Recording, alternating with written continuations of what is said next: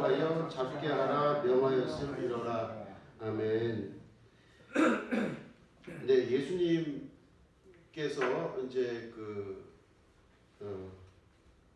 예수님께서 죽은 자를 살리신 그 사건, 그죠? 누구를 살리셨죠? 나사로. 제가 그 나사로를 금방 까먹었어요. 그래서 마리아의 그 오라버니 나사로를 살리신 사건이 나타났습니다. 자, 죽은 자가 살아났죠. 죽은 자가 살아났습니다. 그런데 죽은 자가 살아난 거를 아주 싫어하는 존재들이 있었는데 그 존재들이 누구냐면 바리새인들이었습니다. 아니면 사두개인들이었습니다. 예수님 당시에서는 사두개인들이 있었고 바리새인들이 있었고 뭐 열심당, 뭐 에세네인 뭐 이런 여러 계파의 사람들이 존재했는데 그 중에서 사두개인들은 부활을 믿질 않았습니다. 그러니까 부활을 믿지 않음과 동시에 영생도 믿지 않고 하나님 나라 천국도 믿지를 않았어요. 그러니까 그들이 사두개인들이 바라봤던 세계는 어떤 세계냐면 이 땅에서 복을 받는 것만 생각을 한 겁니다. 그러니까 그들은 죽음 이후의 삶은 없다 이렇게 단정지었고 그들이 그 조직 안에서 이루어졌던 건 바로 사두개라고 하는 사독, 그 옛날 사독이라고 하는 그 존재들이 내 밑으로 내려오면서 사두개인이 된 거죠. 그 사두개인들은 부활을 믿지 않고 영생을 믿지 않고 죽음 이후의 삶이 없다고 믿고 있던 사람들이었습니다. 예, 그 사람들은 뭘 많이 했냐면 이스라엘 안에서 예배당과 관련된 예루살렘 성전에서 일도 하고 또 제사장 역할도 하고 하는 사람들이 사두개인들이었습니다. 이 사두개인들이 부활을 믿지도 않을 뿐더러 죽음 이후의 삶은 없다 이렇게 완전히 믿고 있었고 그게 이 사두개인들 안에 완전히 자리 잡혀 있었었죠. 그랬는데 지금 죽은 자가 살아났죠. 그죠? 죽은 나사로가 살아났습니다. 이 말은 죽은 자가 다시 살 수 있다라고 하는 예수님의 부활에 관한 것들을 예표함과 동시에 사두개인들은 아주 그거를 싫어했어요. 문제는 그거였습니다. 근데 이 사두개인 중에 누가 있었냐면 가야바라는 이 사두개인이 있었는데 이 가야바라고 하는 사람이 바로 그 해의 대제사장이었습니다.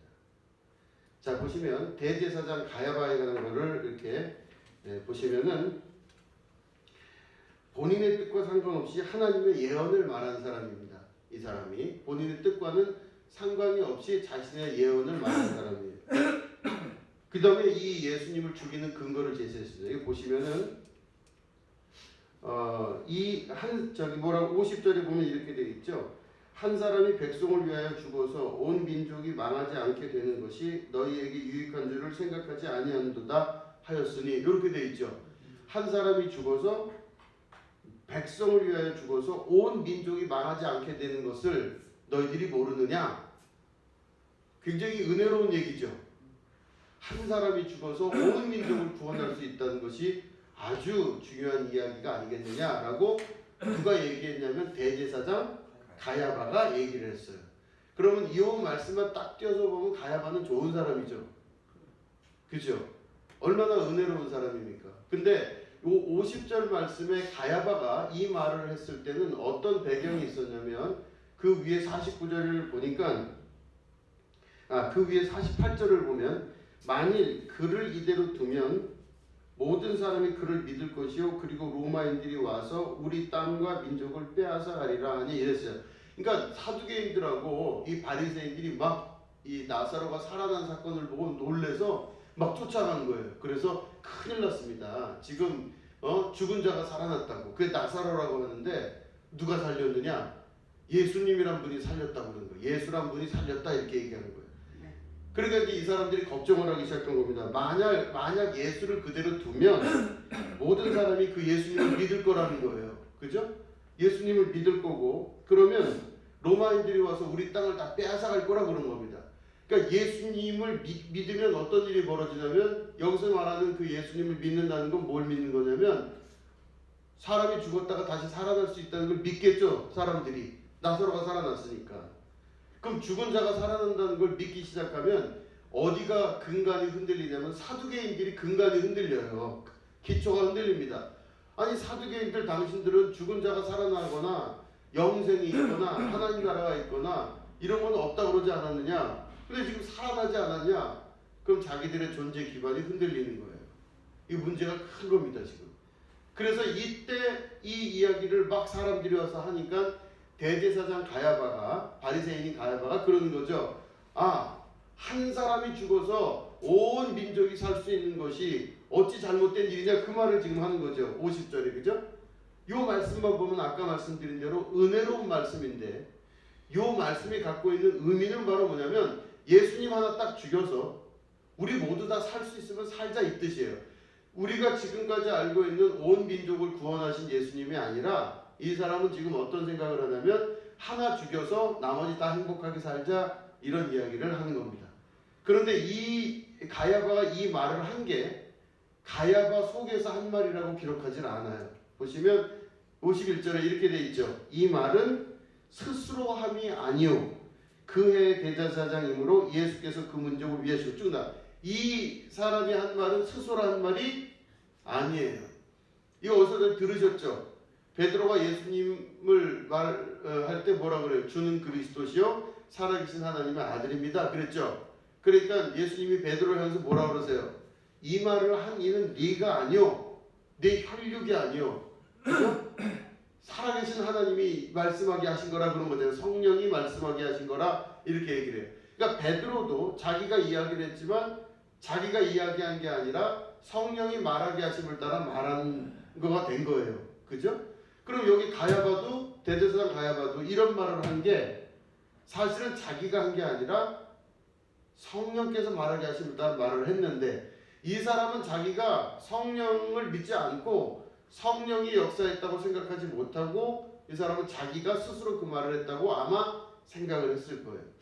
이 예언적인 말씀이 후에 보면은 두 가지로 갈라지죠. 예수님 하나 죽임으로 말미암아 모든 자가 사는 게 우리도 행복하다, 이것과 하나님의 아들을 보내셔서 온 민족을 구원하시다가 결과론적으로는 같은데 내용적으로는 전혀 다른 내용이 됩니다. 그죠? 이 말씀을 우리가 보는 이유는 우리가 살면서 하나님의 말씀을 듣는 여러 통로가 있습니다. 근데 여러 통로가 있는데 전혀 믿지 않는 사람을 통해서도 하나님 말씀이 올 수가 있어요. 그죠? 어떻게 저 사람 입에서 저런 얘기가 나올까 하는 신비로운 말을 들을 때가 있습니다. 그렇기 때문에 항상 귀 있는 자는 들을지어다 하시는 말씀을 들으시면서 나에게 하나님께서 말씀을 하실 때 어느 장소, 일정한 특정한 장소와 특정한 사람을 통해서 말씀하시는 게 아니라 전혀 예상하지 못했던 곳에서 하나님의 음성을 들을 수가 있다는 것입니다. 그렇기 때문에 항상 긴장하고 신앙에 귀를 기울일 수 있으셔야 돼요. 그죠? 자, 그럼 보면은 이 대제사장 가야바의 이 말은 결국에는 하나님의 마음 안에 있는 걸 예언한 그런 경우가 하나가 있고, 두 번째는 이 말을 계기로 해서 예수님을 결국 죽이게 되는 일을 시초를 이룬 사람이에요. 그래서 이 대제사장 가야바는 이 말을 함과 동시에 예수님을 최후까지 죽이는 일에 사용함을 받습니다. 자, 여기 보시면 대제사장 가야바라고 하는 사람은 AD 18년부터 36년까지, 그러니까 18년 동안 대제사장을 한 사람입니다. 이 사람은 그 당시에 대제사장 안나스라고 하는 굉장히 유명하고 한 그 대제사장의 사위예요. 이 안나스의 사위인데 이 사람은 사두개인 중에 우두머리이고 또 동시에 사내들인, 그러니까 이스라엘이라고 하는 나라의 자치정부가 있었거든요. 로마의 지배를 받고 있었지만 이스라엘의 실제 국회와 같은 역할을 하는 산헤드린이라고 하는 그 모임이 있었는데 그 자치정부의 70명 중에 한 명이에요. 그러니까 굉장히 높은 사람이라고 볼 수가 있는 것이죠. 이 사람은 사두개인 중에 한 사람이고 그 중에 우두머리인과 동시에 산헤드린 70명 중에 한 명이었습니다. 그러니까 굉장히 높은 자리에 있는 사람이었습니다. 근데 이 대제사장 가야바는 예수님을 죽이는 일의 시작과 끝을 시행하고 완성한 자입니다. 그래서 보면 이제 그 성전, 예수님이 성전 청소하신 거 기억나시죠? 비둘기 파는 자, 환전하는 자, 이런 사람들을 예수님께서 막 돈 바꾸는 사람들을 막 돈통을 엎으시고 막 그냥 난리가 났었어요. 그래서 그 성전에서 이 집은 내 아버지의 집이며 이 집은 기도하는 전이라 그러셨어요.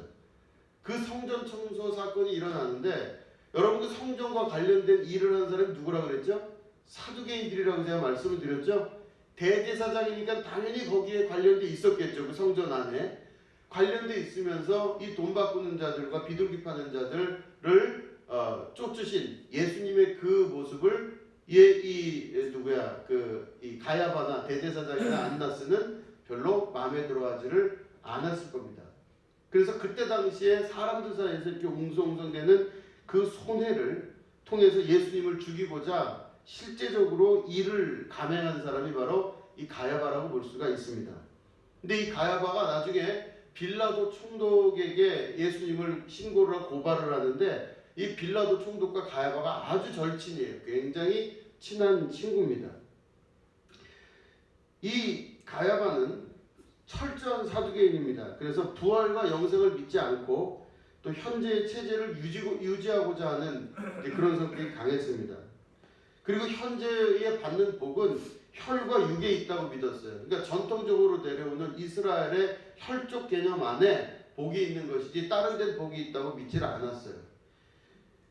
그래서 이 사람은 세습을 인정했습니다. 대제사장의 모든 직들과 그 당시에 내려오는 모든 신분 체제의 세습을 인정했어요. 그리고 끝없는 족보에 창념하고 귀착을 했습니다. 그래서 아브라함이 이삭을 낳고 이삭이 야곱을 낳고 이래서 그 족보에 귀착을 하면서 자기들의 전통적인 가계에 흐르는 이 체제를 유지하려고 했던 사람이 바로 이 대제사장 가야바였습니다.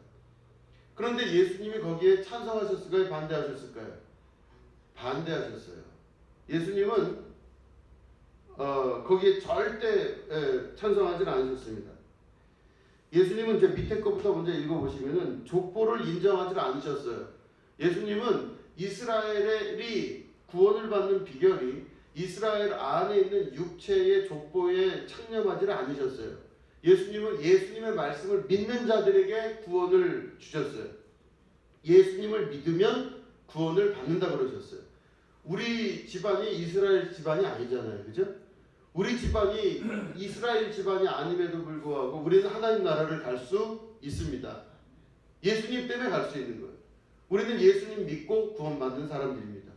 근데 만약에 이스라엘 사람의 혈족에 창념했다면 우리들은 절대로 어떤 수를 써서도 천국도 못 갈 뿐더러 하나님 앞에 나올 수도 없는 존재들입니다. 근데 예수님은 족보를 인정하지 않으셨어요. 그 다음에 혈육을 넘어섰습니다. 예수님께서는 내 형제와 내 자매가 누구며 내 부모, 내 어머니와 내 아버지가 누구라고 그랬어요. 하나님의 말씀에 순종하고 하나님 말씀을 따르는 자들이 내 형제며 내 부모요, 내 혈족이라고 그러셨어요. 그러니까 다시 말해 인간이 우리끼리 알고 있는 그 유전적인 대대로 내려오는 풍습을 예수님은 인정하지 않으셨습니다. 그래서 그것들을 인정하지 않음으로 말미암아 능력 주시는 자 안에서 능치 못함이 일어나게 되는 겁니다. 가능성이 다 있는 거예요. 어떤 환경이건 어떤 집안에 태어나건 어떤 모습이든 자기의 모습 안에서 믿음으로 사는 자들에게는 하나님께서 능력에 능력을 주셔서 전혀 새로운 집안으로 전혀 새로운 삶으로 그 인생들을 바꾸어 놓으시는 걸 말씀하신 거예요. 이게 혈육에 집착하지 않으셨습니다. 그리고 예수님은 부활을 증명하셨어요. 죽음이 끝이 아니라는 걸 말씀하는 겁니다. 우리는 살다 보면은 누군가가 죽었을 때 굉장히 슬퍼하고 괴로워한 걸 여러분 다 알 때 당연하지 않습니까? 그런데 예수님이 우리에게 말씀하시는 거는 바로 죽음이 끝이 아니라고 말씀하시는 거예요. 우리에게는 죽음이라는 것이 하나의 지나가는 일일 뿐이지 우리에게 죽음은 끝이거나 맞춰지는 게 아닙니다. 그게 바로 부활을 통해서 우리는 그 모든 것들을 깨달아 알 수 있게 된다라고 하는 것이죠. 구원은 혈족이나 족보와 모든 것에 이루어지는 것이 아니라 믿음으로 말미암아 이루어집니다. 예수님 믿고 예수님 말씀에 순종하여 사는 자들에게 구원과 그 은혜가 넘치는 일이 나타나게 되는 것이죠. 그러나 이 사두개인인 가야바는 절대 그렇지가 않습니다. 사두개인은 자신의 일과 자기의 신분에 몰입하는 스타일이에요. 이 사람은 아마 자기가 살면서 죽을 때까지 자기는 평생 잘했다고 생각하고 죽었을 거예요.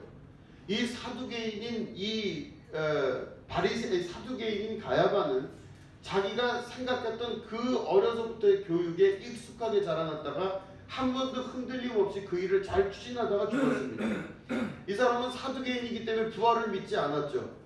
그렇기 때문에 죽은 자가 살아났다는 사실 자체도 믿지 않았을 뿐만 아니라 나사로가 죽었다고 믿지도 않았을 거야 아마. 동시에 예수님이 죽으셨음에도 불구하고 그 부활도 이 가야바는 인정하지를 않았을 겁니다. 이 가야바는 자기 믿음대로 사는 겁니다. 자기 뜻대로 자기 믿음대로 잘 사는 거예요. 이 가야바의 믿음은 바로 뭐냐? 부활은 없다.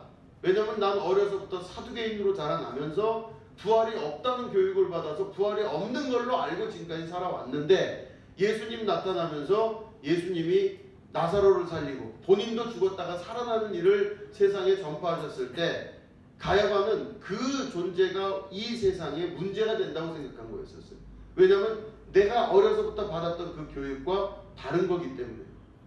사람의 눈으로 볼 때는 이 대제사장인 가야바는 사두개인으로서 자기 삶을 열심히 사는 사람이라고 볼 수가 있습니다. 그러나 그것이 그 사람을 구원으로 이끄지를 못했다는 것이죠.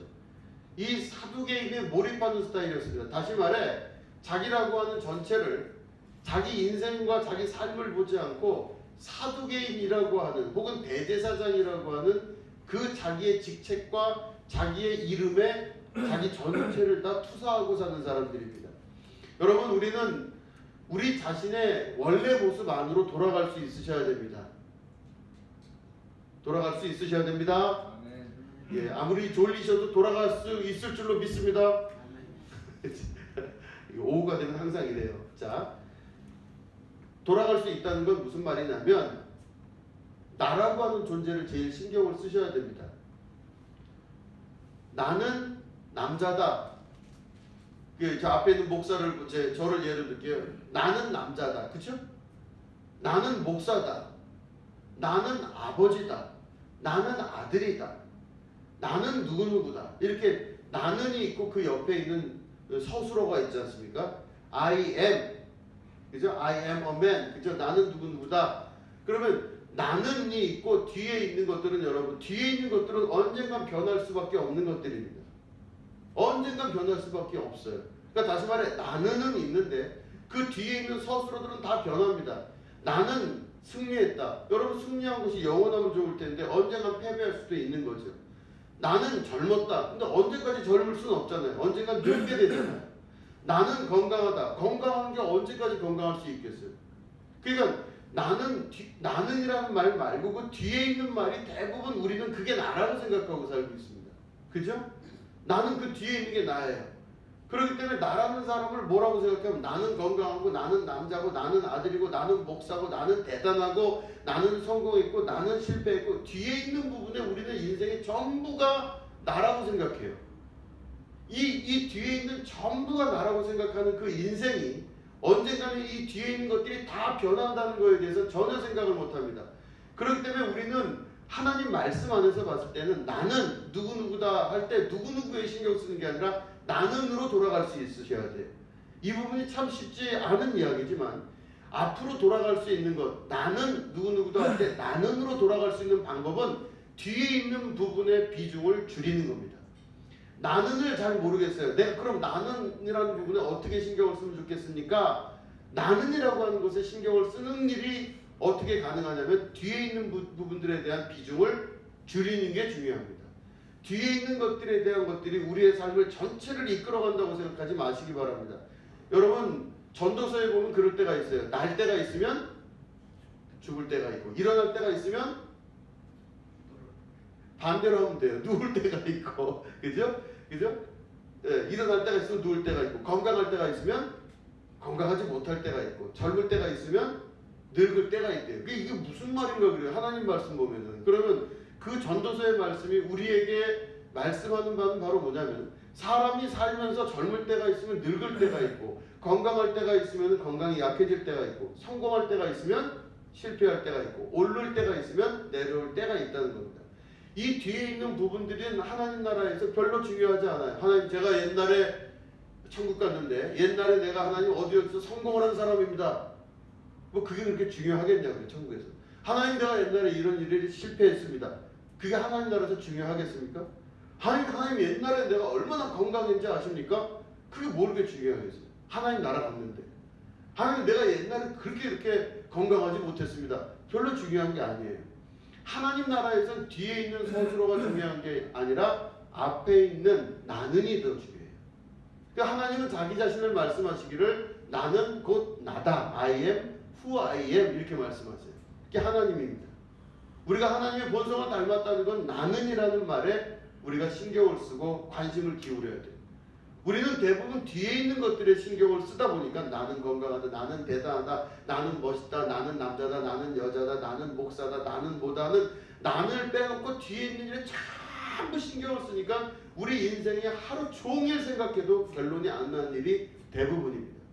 그런데 이 세계에서 자기 자신으로 돌아오게 될 때 하나님의 나라가 그 안에 진짜로 임하게 되는 걸 경험하게 되는 겁니다. 이 나는이라는 자리로 돌아오기 위해서 할 수 있는 일은 뒤에 있는 일들이 언젠가 변할 것이고 아무것도 아니라는 것을 믿음으로 고백하고 살 수 있을 때 앞부분으로 돌아올 수 있게 돼요. 이 사람은 바로 사두개인 가야바는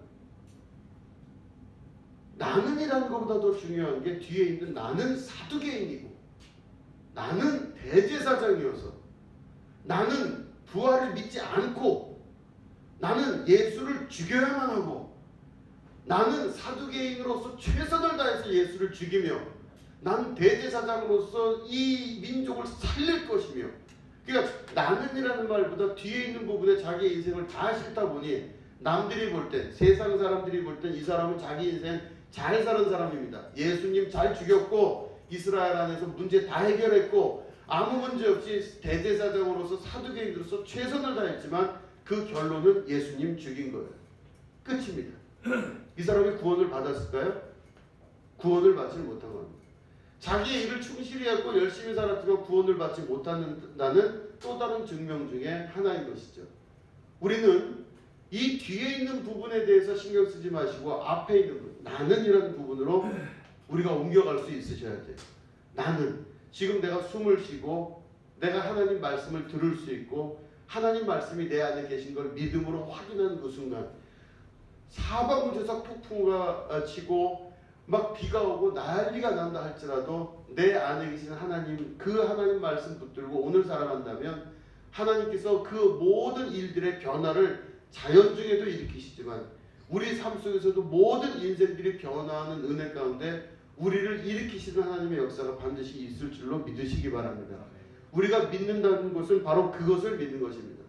우리가 뒤에 있는 부분을 믿는 것이 아닙니다. 나는 목사로서, 나는 아빠로서, 아들로서, 누구로서, 남자로서, 내가 뭐로서 이렇게 성공하거나 이 안에 뭐든지 잘 된다 안 된다는 것을 뜻하는 것이 아닙니다. 하나님은 오늘도 무엇에 관심이 있으시냐면 나에 관심이 있으세요. 내가 무슨 옷을 입었는지, 내가 무슨 음식을 먹었는지, 내가 얼마나 뭘 많이 아는지, 내가 대단하게 잘생겼는지 못생겼는지 하나님은 아무 관심 없으십니다. 하나님은 지금도 내 속사람, 나를 바라보고 계십니다.